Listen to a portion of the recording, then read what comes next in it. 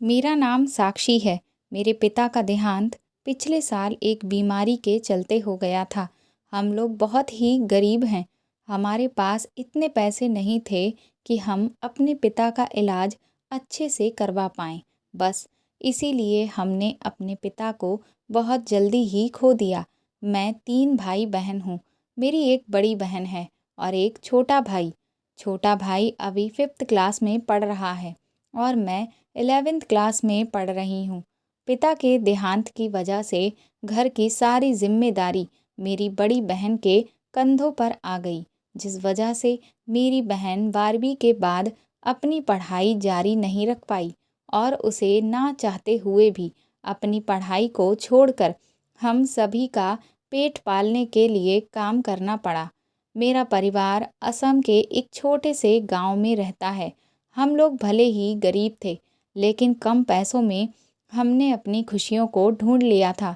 मेरी बहन दिन रात एक करके खूब मेहनत कर रही थी ताकि हम दोनों भाई बहनों को अच्छे से पढ़ा लिखा सके और हम अपने पैरों पर खड़े हो जाएं। मेरी बहन एक कंप्यूटर सेंटर पर काम करती थी, लेकिन उसे जितनी भी तनख्वाह मिलती थी उससे घर का गुजारा कर पाना बहुत ही मुश्किल था। पर फिर भी हम जैसे तैसे अपने घर को चला रहे थे। मैंने दीदी से कहा था कि जब मेरी 12वीं की परीक्षा हो जाएगी तो उसके बाद मैं भी कुछ बच्चों को ट्यूशन पढ़ाने लगूंगी, तो उससे 4 पैसे ज़्यादा आने लगेंगे।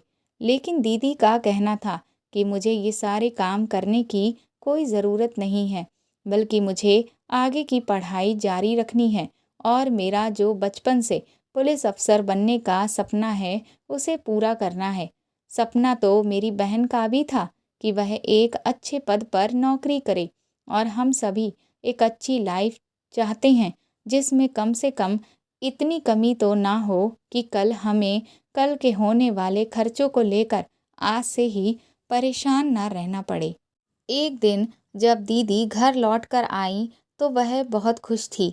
उनकी खुशी को देखकर हमने उनसे पूछा कि आखिर ऐसी क्या बात है जो आज आप इतना खुश हैं। तो दीदी कहने लगी कि दरअसल मेरी जो दोस्त है रूपा, उसे 2 हफ्ते पहले ही कोलकाता की एक बहुत अच्छी कंपनी में नौकरी मिल गई थी। वहाँ उसे बहुत अच्छी तनख्वाह मिल रही है और उन लोगों ने रहने खाने का भी इंतजाम करके दिया हुआ है। जब वह वहाँ पर नौकरी करने के लिए गई थी तो मैंने भी उससे कहा था कि वह मेरे बारे में भी वहाँ पर बात करे और अगर वहाँ पर मेरे लायक कोई नौकरी हो तो मुझे फ़ोन करके ज़रूर बताएं, क्योंकि इतना अच्छा मौका मैं भी अपने हाथ से जाने नहीं देना चाहती थी। और आज ही उसका सुबह मेरे पास फ़ोन आया। उसने कहा कि उस कंपनी में कंप्यूटर ऑपरेटर की एक नौकरी खाली है, जिसके इंटरव्यू अगले हफ्ते से स्टार्ट होने वाले हैं और अगर मैं पहले ही वहाँ पहुँच जाती हूँ तो वह अपनी मैडम से बात करके ये पूरी कोशिश करेगी कि मुझे वहीं पर नौकरी दिलवा दें। रूपा बता रही थी कि उसकी मैडम बहुत ही अच्छी हैं, बहुत ही नेक दिल की, बड़े दिल वाली औरत हैं। वह हमारे जैसे लोगों की मदद करने के लिए हमेशा ही तैयार रहती हैं। ये बात सुनकर माँ बहुत ज़्यादा खुश हो गई। इस पर दीदी कहने लगी कि अरे, अभी तो और भी बहुत कुछ बाकी है। उसने बताया है कि अगर मुझे वह जॉब मिल गई तो मुझे हर महीने 40,000 मिलेंगे। 40,000 रुपयों का नाम सुनकर तो हम सब की आंखें फटी की फटी रह गईं। इतने रुपए एक साथ एक महीने में मिलेंगे, ये तो हमने कभी सपने में भी नहीं सोचा था। और तो और दीदी कहने लगी कि इतनी अच्छी तनख्वाह है, ऊपर से वह लोग अपने यहाँ काम करने वालों का रहने का और खाने पीने का इंतज़ाम खुद की तरफ से करके देते हैं। साथ ही साथ अगर उनका कोई कर्मचारी कम पढ़ा लिखा है और वह अपनी आगे की पढ़ाई भी करना चाहता है तो उनकी कंपनी से जुड़ा हुआ जो कॉलेज है उसी में उनके कर्मचारी एडमिशन लेकर आगे की पढ़ाई भी नौकरी के साथ साथ जारी रख सकते हैं और जो फीस होगी वह धीरे धीरे तनख्वाह में से हर महीने कट जाया करेगी और जब तुम्हारी डिग्री कंप्लीट हो जाए तो उसके बाद उसी कंपनी में ऊंची पोस्ट के लिए भी अप्लाई कर सकते हो। ये सुनकर तो हम सब बहुत खुश हो गए। हमने कहा ये तो बहुत ही अच्छा है, ऐसी कंपनियां भी होती हैं, हमने तो कभी सपने में भी नहीं सोचा था। ऐसे तो हमारी सारी ही मुश्किलें आसान हो जाएंगी। इस पर दीदी खुश होते हुए कहने लगी, वही तो, अगर मुझे इस कंपनी में नौकरी मिल गई तो ना तो रहने और खाने का खर्चा और ना ही कोई झंझट, सब कुछ आराम से कंपनी की तरफ से मिलेगा। और तो और मेरी जो पढ़ाई घर की जिम्मेदारी की वजह से छूट गई थी, उसे भी मैं पूरा कर सकती हूँ। और फिर पढ़ाई पूरी होते ही मैं इससे भी ऊंची पोस्ट पर नौकरी करने लग जाऊंगी। फिर तो मेरी तनख्वाह और भी ज़्यादा बढ़ जाएगी और मेरा रुतबा भी बढ़ जाएगा और हमारी गरीबी भी हमेशा हमेशा के लिए दूर हो जाएगी। ये कहते कहते अचानक ही दीदी की आंखों में आंसू आ गए और हम सब भी बहुत ज़्यादा भावुक हो गए। हम सब ने एक दूसरे को गले से लगा लिया। हमें तो ऐसा लग रहा था जैसे हम कोई सपना देख रहे हों। इस नौकरी से अब हम सभी को बहुत उम्मीद होने लगी थी। माँ ने दीदी से कहा, अंजलि बेटा, फिर तो तू अपनी दोस्त से कह दे कि मैं तो कल ही कोलकाता के लिए यहाँ से निकल रही हूँ, क्योंकि तू जितनी जल्दी यहाँ से वहाँ पहुँच जाएगी उतनी ही जल्दी ही तुझे ये नौकरी मिल जाएगी। इस पर दीदी कहने लगी, वह तो है माँ, लेकिन उसने कहा है कि इंटरव्यू अगले हफ्ते से शुरू होंगे, तो इसीलिए मुझे एक दिन पहले ही वहाँ पहुँचना है। इस पर माँ ने कहा, तो फिर ठीक है, तू अपनी सारी तैयारियाँ पूरी कर ले। वहाँ जाने के लिए भी तो खर्चा होगा, तो हमें रुपए पैसे का इंतज़ाम भी करना पड़ेगा। और फिर कुछ अच्छे कपड़े भी ले ले बेटा, क्योंकि वहाँ इंटरव्यू में तो बहुत बड़े बड़े लोग बैठे होंगे, कपड़े भी तो अच्छे होने चाहिए। दीदी कहने लगी, ये तो मैंने सोचा ही नहीं, मैं कल ही बाजार जाकर एक अच्छा सा सूट लेकर आती हूँ। उसके बाद हम सब ने मिलजुल कर खाना खाया और उस रात ऐसा लगा जैसे हमारे घर में दिवाली हो। इतनी खुशी तो हमारे घर में कभी भी नहीं आई थी जितनी आज की रात आ गई थी। हम सब बहुत ही खुश थे और एक अजीब सा सुकून महसूस कर रहे थे। अगले दिन जब मैं स्कूल पहुंची तो मैंने ये बात अपनी बेस्ट फ्रेंड रिया को बताई। ये बात सुनकर वह भी बहुत खुश हो गई। उसने कहा, फिर तो तू भी आगे की पढ़ाई के लिए कोलकाता जा सकती है। बड़ा शहर होगा और वहाँ पर बड़ी बड़ी बिल्डिंग होंगी, बड़ी बड़ी गाड़ियाँ होंगी। उसकी बात सुनकर मेरी आंखों में एक अजीब सी चमक आ गई। मैंने कहा, अरे हाँ, ये तो मैंने सोचा ही नहीं कि अगर दीदी कोलकाता में रहने लगेंगी तो फिर मुझे भी तो इतने बड़े शहर में जाने का मौका मिलेगा। अब तो मेरी खुशी और भी ज़्यादा दुगनी हो चुकी थी। अभी हम लोग बैठकर ये बात कर ही रहे थे कि तभी हमारी क्लास की टीचर हमारे पास आई और कहने लगी, कल 15 अगस्त है और इस मौके पर हमारे यहाँ एक बहुत ही खास चीफ गेस्ट को बुलाया गया है। क्लास में सभी एक दूसरे से सवाल करने लगे कि इस बार 15 अगस्त पर कौन आने वाला है। तभी मैडम ने कहा कि हमारे ज़िले की जो एसपी हैं, उन्हें स्कूल में चीफ गेस्ट के तौर पर बुलाया गया है। मैंने जब मैडम के मुंह से ये बात सुनी तो मेरी खुशी का ठिकाना नहीं रहा कि एक पुलिस अफसर को हमारे स्कूल में बुलाया गया है।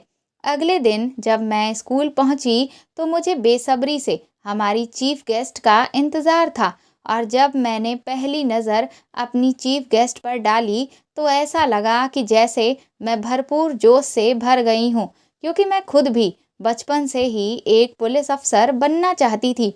और उन्हें देखते ही मेरे अंदर मुझे एक अजीब सा जज्बा महसूस होने लगा।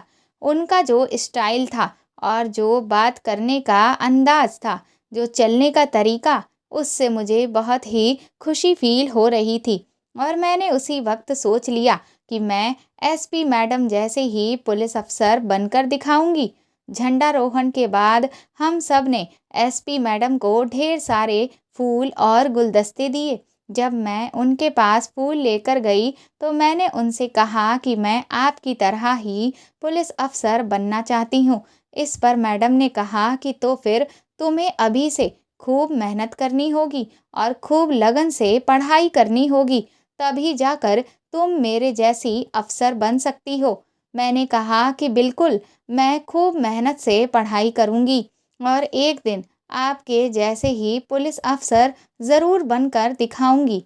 मैडम कहने लगीं, इसके लिए तुम्हें अभी से अपनी तैयारी शुरू करनी होगी। अभी से अपना दिमाग, अपने सोचने का तरीका एक पुलिस अफ़सर की तरह करना पड़ेगा। इसके बाद मैं वापस आकर अपनी लाइन में खड़ी हो गई। एसपी मैडम ने हम सभी लड़कियों से कहा कि हमें खूब पढ़ाई करनी चाहिए और अपने पैरों पर खड़ा होना है, क्योंकि हमारे देश में लड़कियों के शिक्षा का प्रतिशत बहुत ही कम है, खास तौर पर उन इलाकों में जहाँ पर गरीबी हद से ज़्यादा है, जिस वजह से लड़कियों को पढ़ाई से वंचित कर दिया जाता है। और इसीलिए हमारे देश में लड़कियों के प्रति जो अपराध हैं वह और ज़्यादा बढ़ते चले जा रहे हैं। कई बार हम इतने पढ़े लिखे नहीं होते तो जो बुरे लोग हैं उनके झांसे में आ जाते हैं, क्योंकि कम पढ़े लिखे होने की वजह से हमारी आर्थिक स्थिति भी बहुत ज़्यादा मजबूत नहीं होती।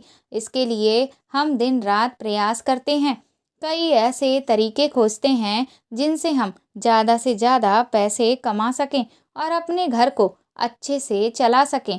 और इसी बात का फ़ायदा वह लोग उठाते हैं जो मानव व्यापार जैसा काम करते हैं। एसपी मैडम ने जब ये बात कही तो मेरी टीचर ने कहा कि वह इस विषय पर हमारे स्कूल की लड़कियों को खुलकर बताएं। एसपी मैडम ने कहा कि दरअसल कई बार कम उम्र की लड़कियां इस तरह के गिरोह का शिकार हो जाती हैं, या फिर जो लड़कियां नौकरी की तलाश में दूसरे शहरों में जाती हैं, उन्हें अच्छी नौकरी का लालच दिया जाता है। उनको लगता है कि उन्हें आसानी से एक अच्छी नौकरी, अच्छी तनख्वाह पर मिल रही है और बस वह उनके जाल में फंस जाती हैं। और फिर एक बार जब वह उनके बताए हुए पते पर पहुंचती हैं, उसके बाद उनका असली रूप उनके सामने आता है। लेकिन तब तक बहुत देर हो चुकी होती है, तब तक सारे रास्ते बंद हो चुके होते हैं। इसीलिए कभी भी किसी पर आंख मूंद कर विश्वास ना करें। अगर आप कहीं भी बाहर जा रहे हैं, किसी नौकरी पर जा रहे हैं या कोई बहुत अच्छा ऑफर आपके पास आ रहा है, तो सबसे पहले उसकी अच्छे से जांच परख करें, क्योंकि जब सारी चीज़ें अच्छी होती हैं तो असली गड़बड़ वहीं पर होती है। इसीलिए हमेशा मेरी एक बात याद रखिएगा कि अगर कोई आपको थाली में परोस कर अच्छे अच्छे पकवान हाथ में खुद से लाकर पकड़ा रहा है, तो समझ जाइए कि ये खतरे की घंटी है, क्योंकि इस दुनिया में आसानी से कुछ भी नहीं मिलता। फिर आपको कोई बाहर का इंसान सब कुछ इतनी आसानी से कैसे दे सकता है? हर इंसान जब दिन रात कड़ी मेहनत करता है, तब जाकर वह ठीक-ठाक पैसे कमा पाता है। लेकिन अगर आपके सामने पैसे कमाने का कोई ऐसा मौका दिया जा रहा हो, जिसमें आपको मेहनत भी कम करनी पड़ रही हो और सारी सुविधाएँ और अच्छा खासा पैसा सब कुछ मिल रहा हो, तो इसका मतलब ये है कि ये आपको सिर्फ़ झूठा झांसा दिया जा रहा है। असल में इसके पीछे उन लोगों का इरादा कुछ और ही है। एसपी मैडम ने मेरे सामने जब ये बात कही तो मेरे दिमाग में अचानक से ही दीदी की कही हुई सारी बातें घूम गईं और बार-बार बस यही बात दिमाग में चलने लगी कि जब कोई आपको थाली में परोसकर अच्छे-अच्छे पकवान दे रहा है, तो वह खतरे की घंटी है। एसपी मैडम ने कहा कि हम लोग जिस इलाके में रहते हैं, यहाँ पर बहुत गरीब लोग रहते हैं और इसीलिए कई बार बड़े-बड़े शहरों में बैठे हुए ऐसे गिरोह यहाँ की लड़कियों को अपने जाल में फंसाने की कोशिश करते हैं, ताकि वह अपने बुरे इरादों को अंजाम दे सकें। लेकिन अगर हम सब जागरूक रहेंगे, तो कोई भी हमारा फ़ायदा नहीं उठा पाएगा। इसीलिए हमेशा सतर्क रहें और किसी पर भी आँख मूंद कर भरोसा ना करें। और इसके बाद भी अगर आपको कभी भी कोई भी दिक्कत हो तो आप बेझिझक मुझे मेरे कार्यालय में आकर मिल सकती हैं। इसके बाद एसपी मैडम हमारे स्कूल से वापस चली गईं। मैं जब घर लौट कर आई तो मेरे दिमाग में उनकी ये बातें पूरी तरह से बैठ चुकी थीं। इसीलिए जब शाम को दीदी घर लौट कर आई तो मैंने उनसे कहा कि दीदी, आप अपनी जिस नई नौकरी के बारे में मुझे बता रही हैं, मुझे पता नहीं क्यों उसमें बहुत बड़ी गड़बड़ नज़र आ रही है। इस पर दीदी कहने लगी कि आखिर ऐसी क्या बात हो गई? तो मैंने उनसे कहा कि ऐसा कैसे हो सकता है कि आप सिर्फ 12वीं पास हैं, लेकिन आपको इतनी अच्छी तनख्वाह पर नौकरी मिल रही है, वह भी रहने को, खाने को, सब कुछ मिल रहा है और आगे पढ़ने का मौका भी। इस पर दीदी कहने लगी कि वह कंपनी ही इतनी अच्छी है। मैंने कहा लेकिन ऐसा कैसे हो सकता है? तो दीदी ने मेरी बात काटते हुए कहा कि अरे, तुम बेकार में ही इतनी टेंशन ले रही हो। रूपा वहाँ पर पहले से ही है और वह तो वहाँ 3 हफ्ते से काम कर रही है। सब कुछ बहुत अच्छा है। मुझे लग रहा है कि तू कुछ ज़्यादा ही सोच रही है। तो सिर्फ अपनी पढ़ाई पर ध्यान दे और आगे पुलिस अफसर बनने की तैयारी कर।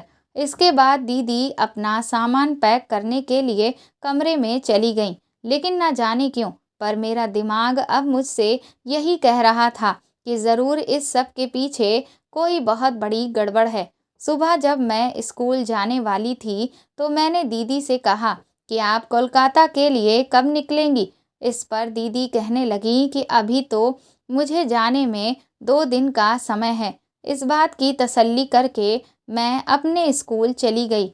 लेकिन जब मैं वापस स्कूल से लौट कर आई तो मैंने देखा कि दीदी तो अपना सामान पैक किए हुए खड़ी हुई थी और वह कोलकाता के लिए निकलने ही वाली थी। जब मैंने उन्हें जाते हुए देखा तो बुरी तरह से घबरा गई। मैंने कहा कि आप तो 2 दिन बाद जाने वाली थी, फिर आप अभी कैसे जा रही हैं? तो वह कहने लगी कि दरअसल रूपा का फ़ोन आया था और वह कहने लगी कि इंटरव्यू 2 दिन पहले ही रख दिए गए हैं और इसीलिए मुझे आज ही वहाँ के लिए निकलना होगा, वरना कहीं ऐसा ना हो कि ये नौकरी किसी और को मिल जाए। अब इस नौकरी को मैं किसी भी हालात में अपने हाथ से नहीं जाने दे सकती। मैंने दीदी से कहा कि लेकिन इतनी जल्दबाजी किस बात की है? आपने अभी तक ठीक से पता भी नहीं किया कि ये कंपनी किसकी है और कौन सी है। इस पर दीदी कहने लगी कि तुम भी कैसी पागलों जैसी बातें कर रही हो। रूपा वहाँ 3 हफ्तों से काम कर रही है और सब कुछ उसे पहले से ही पता है, तो फिर अब इसमें और क्या पता करना। फिर वह मुझसे कहने लगी, चल ठीक है, कंपनी वाले मेरे लिए अपनी गाड़ी भेज रहे हैं, मुझे अब बस निकलना होगा। उनकी ये बात सुनकर मैं और ज़्यादा हैरान हो गई। मैं सोचने लगी कि ऐसी कौन सी कंपनी है जो इंटरव्यू पर जिन लोगों को बुला रही है उनके लिए अपनी खुद की गाड़ी भेज रही है। मैंने दीदी से तुरंत ही कहा कि मैं भी आपके साथ आपको छोड़ने के लिए चलूँगी। उस वक्त मैं उन्हें रोक तो नहीं पा रही थी, लेकिन सोचा कि चलकर खुद से देखूं कि आखिर उन्हें लेने कौन आने वाला है। जब मैं उन्हें छोड़ने के लिए गई तो वहाँ पर एक काले रंग की गाड़ी पहले से ही खड़ी हुई थी। रूपा दीदी ने सारी डिटेल्स पहले ही दीदी को बता दी थी, इसीलिए उन्होंने वहाँ पहुँचते ही गाड़ी को पहचान लिया और उसमें बैठ गई। आगे जो आदमी बैठा था उसे मैंने बहुत अच्छे से देखा और फिर दीदी के बैठते ही गाड़ी तुरंत ही वहाँ से निकल ली। इधर धीरे धीरे 1 हफ्ता बीत गया, लेकिन हमारी दीदी से कोई भी बात नहीं हो पा रही थी।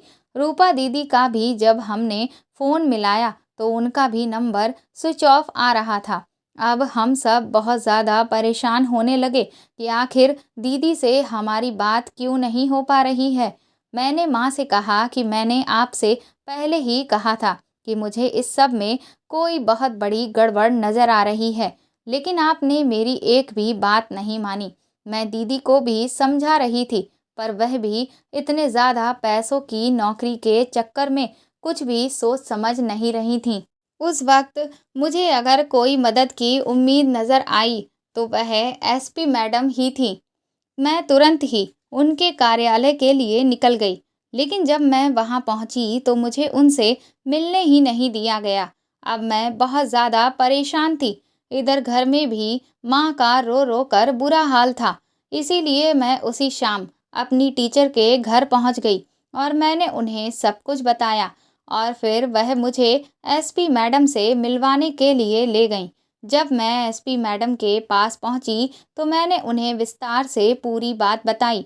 उन्होंने कहा कि तुमने ये बात मुझे पहले आकर क्यों नहीं बताई? तो मैंने कहा कि दरअसल घर में किसी ने भी मेरी बात नहीं मानी और मुझे लगा कि शायद मैं ज़्यादा ही सोच रही हूँ। और जब दोपहर को मैं आपसे मिलने आई थी तो मुझे आपसे मिलने नहीं दिया गया।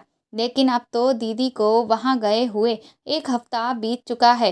एसपी मैडम ने कहा कि लेकिन उस कंपनी का कोई तो नाम पता होगा तुम लोगों को, जिसमें तुम्हारी दीदी और रूपा दीदी काम कर रही थी। मैंने एसपी मैडम को जब उस कंपनी का नाम बताया और उन्होंने उसके बारे में खोजबीन की तो पता चला कि इस नाम की तो कोलकाता में कोई कंपनी ही नहीं है। ये सुनकर तो हम सब के होश ही उड़ गए। उसके बाद एसपी मैडम ने पूछा कि जब तुम अपनी दीदी को छोड़ने के लिए गई थी तो जो आदमी उस गाड़ी में आया था, क्या तुमने उसकी शक्ल अच्छे से देखी थी? मैंने कहा कि हाँ, मैं उस आदमी को अच्छे से पहचान सकती हूँ। मैंने एसपी मैडम से कहा कि मैंने एक काम और किया था, मैंने उस गाड़ी का नंबर याद कर लिया था। इस पर एसपी मैडम ने मुझे शाबाशी दी और फिर मैंने उन्हें उस गाड़ी का नंबर बता दिया, जिससे ये तो साफ हो गया कि वह गाड़ी कोलकाता की ही थी। और जल्द ही उस गाड़ी के मालिक के बारे में पुलिस पता करने लगी। इस सब में 2-3 दिन बीत गए। फिर 3 दिन के बाद मैं जब अपने स्कूल में थी, तभी वहाँ पर एसपी मैडम मुझसे मिलने आईं और उन्होंने मुझे एक तस्वीर दिखाते हुए पूछा कि जब तुम अपनी दीदी को छोड़ने गई थी तो क्या उस गाड़ी में ये आदमी बैठा हुआ था? मैंने उस आदमी की तस्वीर देखते ही उसे पहचान लिया। मैंने कहा कि हाँ मैडम, यही आदमी उस गाड़ी में बैठा था। इस पर वह बहुत खुश हो गई कि अब हम सही दिशा में आगे बढ़ रहे हैं। मैंने एसपी मैडम से कहा कि क्या आपको मेरी दीदी का पता चल गया है? तो इस पर मैडम ने कहा कि अभी तो नहीं, लेकिन हाँ, बहुत जल्द ही हम तुम्हारी दीदी को ढूंढ लेंगे। हम लोग आज ही कोलकाता के लिए निकलने वाले हैं। मैंने कहा कि तो फिर वह कहाँ गई? क्या हुआ है मेरी दीदी के साथ? इसके बाद एसपी मैडम ने मुझे जो कुछ बताया, उसे सुनकर तो मेरे पैरों तले ज़मीन ही निकल गई। उन्होंने कहा कि देखो बेटा, अब मैं तुम्हें जो बताने वाली हूँ, उसके बाद तुम्हें बहुत गहरा झटका लगेगा।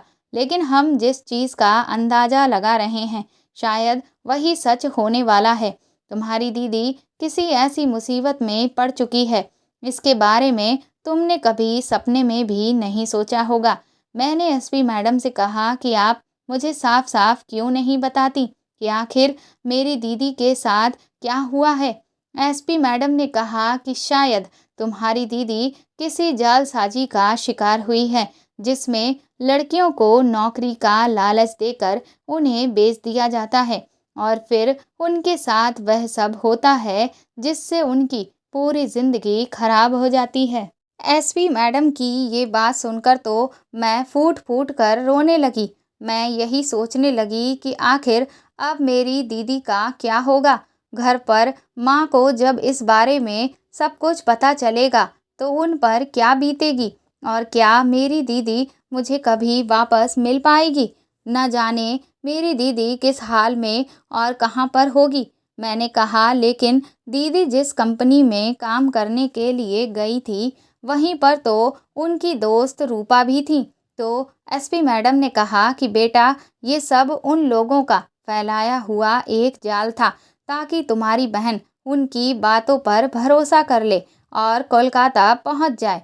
हो ना हो, हुआ यही हुआ होगा कि सबसे पहले तुम्हारी दीदी की सहेली रूपा उस जगह पर पहुंचकर फंस गई होगी और उन लोगों ने ही उसे डराया होगा कि वह उनके कहने पर किसी और लड़की को भी वहाँ पर बुलाए। इसीलिए डर के कारण तुम्हारी दीदी की सहेली ने उससे झूठ कह दिया और उसे इतने बड़े बड़े सपने दिखा दिए कि वहाँ पर सब कुछ इतना अच्छा है ताकि वह उससे कोई भी सवाल जवाब ना करे और जल्दबाजी में वहाँ पर पहुँच जाए और उनके जाल में फंस जाए। मैंने एसपी मैडम से कहा, इसका मतलब मेरी दीदी को धोखा देने वाली और कोई नहीं बल्कि उनकी खुद की सहेली ही थी। तो एसपी मैडम ने कहा, बेटा इसमें हम उनकी सहेली को दोष नहीं दे सकते क्योंकि वह बेचारी तो खुद ही ठगी का शिकार हुई है और जब वह वहाँ पर उन लोगों के बीच में अकेली फंस गई होगी और उन लोगों ने उसे उसकी जान को लेकर डराया होगा तब उसके सामने और कोई रास्ता नहीं बचा होगा और इसी वजह से उसे भी मजबूरन यह सब करना पड़ा। ये सब सुनकर तो मेरे होश ही उड़ चुके थे। मुझे अब डर लग रहा था कि ना जाने मेरी दीदी का क्या होगा। मैंने एसपी मैडम से कहा कि मैं आपके आगे हाथ जोड़ती हूँ, आप कुछ भी करिए लेकिन मेरी बहन को बचा लीजिए। एसपी मैडम ने कहा कि तुम फिक्र मत करो, मैं तुम्हारी बहन और उसकी सहेली को ढूंढने में अपनी पूरी जान लगा दूंगी। इसके बाद घर पहुंचकर जब मैंने माँ को ये सब बताया तो उनका तो रो रो कर बुरा हाल हो गया। वह यही कहने लगी कि भगवान ने अभी तक हमें जितने भी दुख दिए क्या वह कम थे जो ये सब भी हमारे साथ ही होना था। मैंने माँ से कहा कि आप फिक्र ना करें, एसपी मैडम दीदी को हर हाल में ढूंढ कर ही रहेंगी। लेकिन इस सब के बाद भी कहीं ना कहीं हम बहुत बुरी तरह से डरे हुए थे क्योंकि जब तक दीदी मिलेंगी तब तक उनके साथ न जाने क्या से क्या हो चुका होगा। इधर धीरे धीरे 2-3 दिन बीत चुके थे लेकिन दीदी का कुछ भी पता नहीं चल पा रहा था। मेरा और माँ का तो रो रो कर बुरा हाल था। यही हाल रूपा दीदी के घर पर भी था। 3 दिन के बाद एसपी मैडम अचानक ही मेरे घर आईं। उन्हें घर में देखकर मुझे एक उम्मीद की किरण नजर आई कि शायद मेरी दीदी का पता चल गया है। लेकिन जब मैं उनसे पूछा कि आपको दीदी मिल गई तो उन्होंने कहा कि अभी तो नहीं, लेकिन शायद मुझे उम्मीद है कि तुम्हारी बहन हमें जल्दी ही मिल जाएगी। उन्होंने मुझे अपने मोबाइल में एक वीडियो दिखाया। उन्होंने कहा कि तुम इस वीडियो को ध्यान से देखो और इसमें जो लड़की दिख रही है उसे पहचानने की कोशिश करो कि क्या वह तुम्हारी बहन है। इस पर मैंने जब वह वीडियो देखा तो उसमें दिखने वाली लड़की का हुलिया बिल्कुल ही बदला हुआ सा लग रहा था जिससे कुछ भी समझ में नहीं आ रहा था। फिर मैंने मैडम से कहा कि मुझे नहीं लगता कि ये मेरी बहन है। एसपी मैडम ने कहा कि दरअसल वह लोग हद से ज़्यादा चालाक हैं। वह जिन भी लड़कियों से ये सारे काम करवाते हैं वह उनका हुलिया पूरी तरह से चेंज कर देते हैं और समय समय पर उनका भेष बदलवाते रहते हैं ताकि अगर पुलिस उन्हें ढूंढ भी रही हो तो वह उन्हें पहचान ही ना पाए। इसीलिए आज हमें एक लीड मिली है जिस कारण हम लोग कोलकाता के लिए निकल रहे हैं। इसके बाद एसपी मैडम जाने लगी। मैंने उनसे रिक्वेस्ट की कि वह मुझे भी अपने साथ कोलकाता लेकर चलें, पर वह मुझे अपने साथ ले जाने को तैयार ही नहीं थी। वह कहने लगी कि वहाँ पर बहुत खतरा हो सकता है, इसीलिए मैं तुम्हें नहीं ले जा सकती। पर मैंने उनसे कहा कि जैसा कि आपने कहा कि वह बार बार भेष बदलवाते रहते हैं, तो अगर वह दीदी के साथ भी ऐसा कर रहे होंगे तो मैं अपनी बहन को किसी भी तरह के रूप में आंख बंद करके भी पहचान सकती हूँ। इसीलिए आप मुझे अपने साथ ज़रूर लेकर चलें ताकि हमारे हाथ से दीदी को बचाने का एक भी मौका ना छूटे। इसके बाद कुछ देर एसपी मैडम ने अपने बाकी के ऑफिसर से कुछ बातचीत की और फिर वह मुझे अपने साथ ले जाने के लिए तैयार हो गई।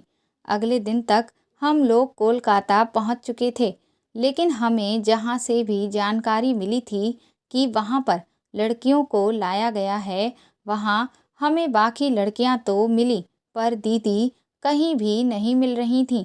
इधर फ़ोन की लोकेशन को भी ट्रेस किया जा रहा था, लेकिन कुछ भी ठीक से पता नहीं चल पा रहा था। इस सब के दौरान मैं ऐसे ऐसे इलाकों में गई जिनके बारे में मैंने ना कभी सुना था, ना देखा था। और वहाँ पर लड़कियों के जो हालात थे, उन्हें देखकर तो मेरा दिल बुरी तरह से दर्द से भर गया था। ये दुनिया इतनी बेरहम है, मैंने कभी नहीं सोचा था। उस सब को देखने के बाद अब मेरा इरादा और भी ज़्यादा मजबूत हो चुका था कि मुझे हर हाल में पुलिस अफ़सर बनना है, ताकि मैं इस तरह के होने वाले सभी अपराधों को पूरी तरह से जड़ से ख़त्म कर सकूं। करीब 1 हफ्ते तक हम लोग वहाँ पर हर जगह छानबीन करते रहे, लेकिन हमारे हाथ कुछ भी नहीं लगा। इसके बाद हमें एक खबर मिली कि कोलकाता से काफ़ी सारी लड़कियों को पानी वाले जहाज़ में बिठाकर विदेश के लिए भेज दिया गया है। बस इस खबर ने हमें तोड़कर रख दिया था। एसपी मैडम ने कहा कि मुझे माफ़ कर दो, मैं तुम्हारी बहन को नहीं बचा पाई। उन लोगों ने तुम्हारी बहन और रूपा को विदेश भेज दिया है और वहाँ पर पहुँच पाना हमारे लिए फ़िलहाल मुमकिन नहीं है। उसके लिए हमें ऊपर से ऑर्डर लेने पड़ेंगे, जिसमें काफ़ी वक्त लग सकता है। ये सुनकर तो मुझे सदमा लग गया। मैं भगवान से प्रार्थना करने लगी कि वह कुछ भी करके मेरी बहन को बचा ले, लेकिन अब वापस असम लौटने के अलावा हमारे पास और कोई रास्ता नहीं था। हम लोग उसी दिन शाम को गाड़ी से लौट रहे थे, तभी अचानक ही मुझे रास्ते में एक गाड़ी से कोई बुर्का पहने हुए औरत बाहर उल्टी करते हुए नजर आई। मैंने उसका चेहरा ठीक से तो नहीं देखा, लेकिन उसके हाथ को देखकर मुझे ऐसा लगा जैसे वह मेरी बहन हो।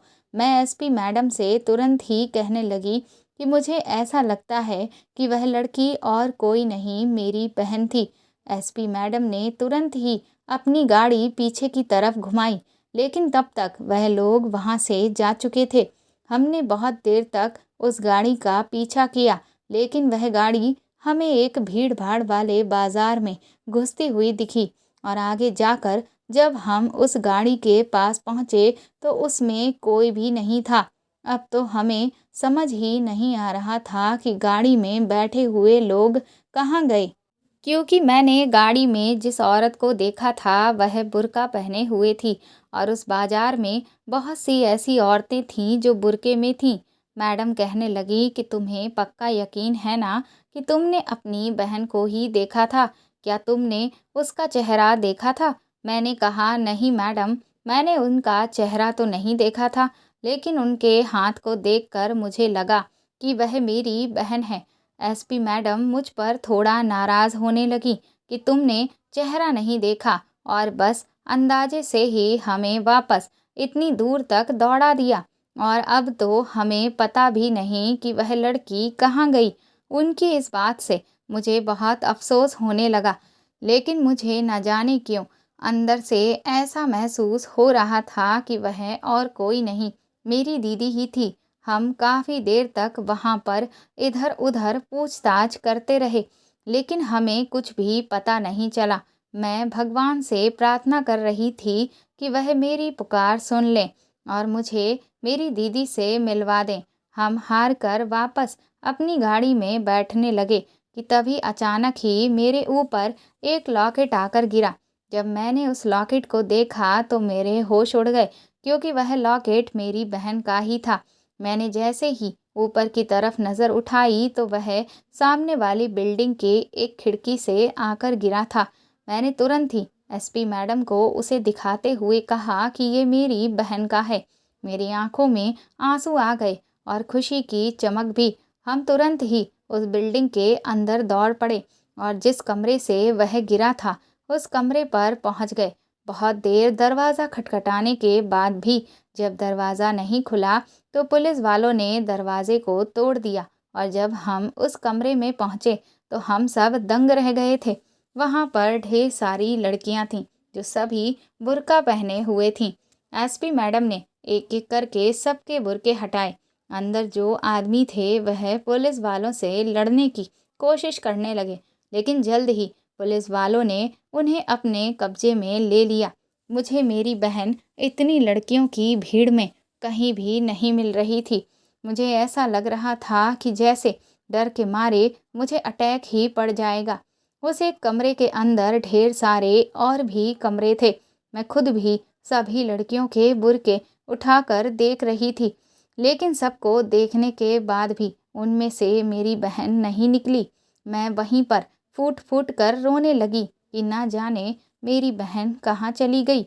हम वापस कमरे से बाहर जाने लगे, लेकिन मैं जैसे ही फ्लोर पर चलते हुए आगे बढ़ी, एक जगह मुझे ज़मीन पर चलने पर कुछ अजीब सी आवाज़ हुई। जब हम ज़मीन पर चलते हैं तो वह आवाज़ दूसरी होती है, लेकिन जब हम किसी खोखली चीज़ के ऊपर चलते हैं तो वह आवाज़ दूसरी होती है।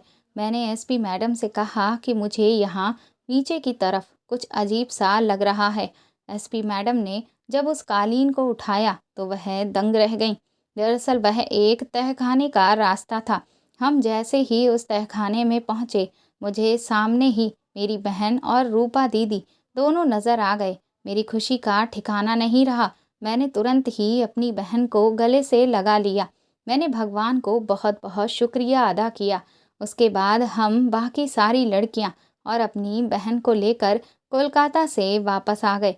एसपी मैडम ने न जाने कितनी लड़कियों की ज़िंदगी बर्बाद होने से बचाई थी। मैंने मैडम का बहुत बहुत शुक्रिया अदा किया, क्योंकि आज अगर मुझे मेरी बहन वापस मिल पाई थी तो वह सिर्फ उनकी ही वजह से। दीदी ने मुझसे माफ़ी मांगी और कहा कि तुम सच कह रही थी। मैं ज़्यादा तनख्वाह के लालच में इस कदर अंधी हो गई थी कि तुम्हारी किसी बात को मैंने सुना नहीं, और फिर देखो मैं कितनी बड़ी मुसीबत में फंस गई। एसपी मैडम को दीदी ने बताया कि जब वह वहाँ पहुँची तो वहाँ पर एक बिल्डिंग में इंटरव्यू चल रहे थे और सभी लोग लाइन में खड़े हुए थे। तभी उस कंपनी का एक चपरासी सबको चाय देने के लिए आया। मुझे भी बहुत थकान महसूस हो रही थी, इसीलिए मैंने वह चाय पी ली और चाय पीने के बाद आगे का मुझे कुछ भी याद ही नहीं रहा। और जब मुझे होश आया तो मैंने खुद को एक कमरे में बंद पाया और फिर मुझे पता चला कि मैं तो एक बहुत बड़ी जालसाजी का शिकार हो चुकी हूँ। 1 महीने के बाद ही एसपी मैडम ने उस गिरोह की जो हेड थी उसको भी पकड़ लिया। वह लोग इसी तरह से अच्छी तनख्वाह की नौकरियों का झांसा देकर गरीब इलाकों की लड़कियों को अपना शिकार बनाते थे और फिर उनसे वह सब करवाते थे जिससे उनकी ज़िंदगी खराब हो जाती थी। इसके बाद दीदी ने वापस से वही कंप्यूटर सेंटर ज्वाइन कर लिया और इधर मैं दिन रात जी तोड़ मेहनत करके पढ़ाई करने लगी और आज 5 साल बीतने के बाद मैं पुलिस अफसर बन चुकी हूँ और एक एक करके ऐसे जुर्म का सफाया करने की पूरी कोशिश कर रही हूँ। दोस्तों, कहते हैं हर चमकती चीज़ सोना नहीं होती। ठीक इसी तरह से आज के समय में लोग पैसा कमाने के लिए दूसरों के साथ कुछ भी करने को तैयार हैं और इसीलिए हमारी सुरक्षा हमारी खुद की जिम्मेदारी है। हमें किसी के भी बहकावे में नहीं आना चाहिए।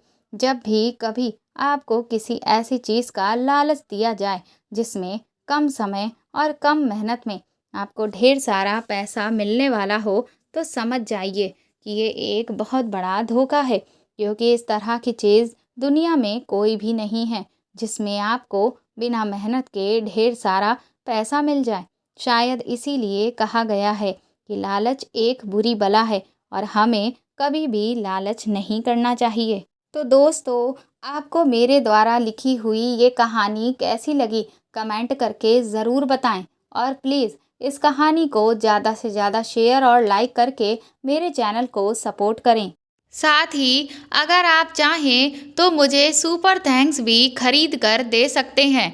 सुपर थैंक्स का ऑप्शन आपको इस वीडियो के नीचे दिए हुए सभी ऑप्शंस में दिखेगा, जो बिल्कुल ऐसा दिखता है जैसा कि हार्ट शेप में बना हुआ साइन है। और अगर आप मेरे चैनल पर नए हैं तो सब्सक्राइब करके बेल आइकन ज़रूर दबा दें, ताकि आगे भी मैं आपको ऐसी ही अच्छी कहानियाँ सुनाती रहूँ। Thank you.